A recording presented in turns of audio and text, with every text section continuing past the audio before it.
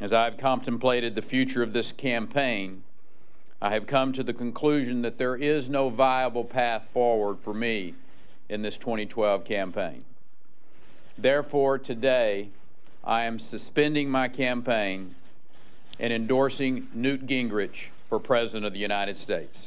I think the overarching sentiment here is that Perry doesn't like to lose, and it became increasingly obvious that he didn't have a shot. Polling numbers yesterday made it look like he was going to come in fifth in South Carolina, where he was spending all of his money and his energy after skipping New Hampshire altogether.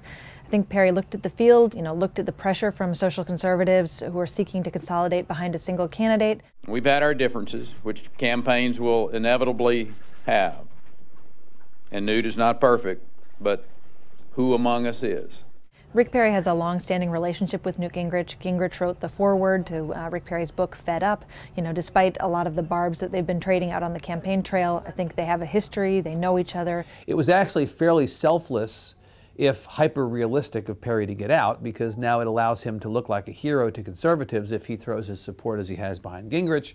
Gingrich somehow topples Romney. People will say it was Perry who pushed him over. The Perry campaign will tell you sort of quietly that the reason this didn't work out is because they started too late. They got into the race when all the other candidates had already been campaigning, in some cases for up to a year or more.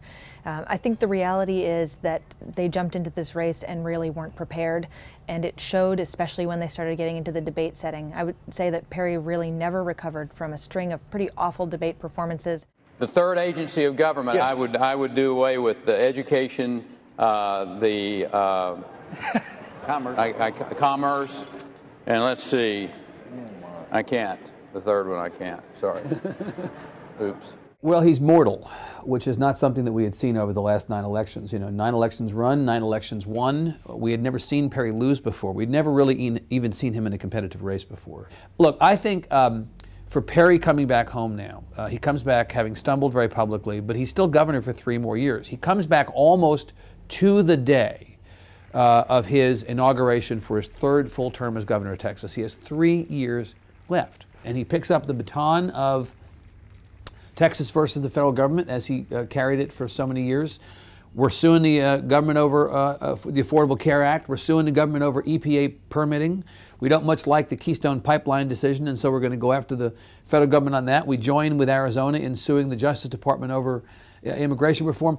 Those battles go on, and while Greg Abbott has been carrying that baton by himself these last couple of months while Perry's run for president, Perry comes back in, he throws himself right back into the state versus the federal government fight. He also resumes the conversation he was having back in Texas about issues like higher ed reform, about budget cuts to public ed, higher ed, health care, not using the rainy day fund. We have a massive drought that has been worsening while Perry's been off on the campaign trail. Perry comes back. What does he do about that? He gets to go back to being the old Perry, battered, bruised, but still governor.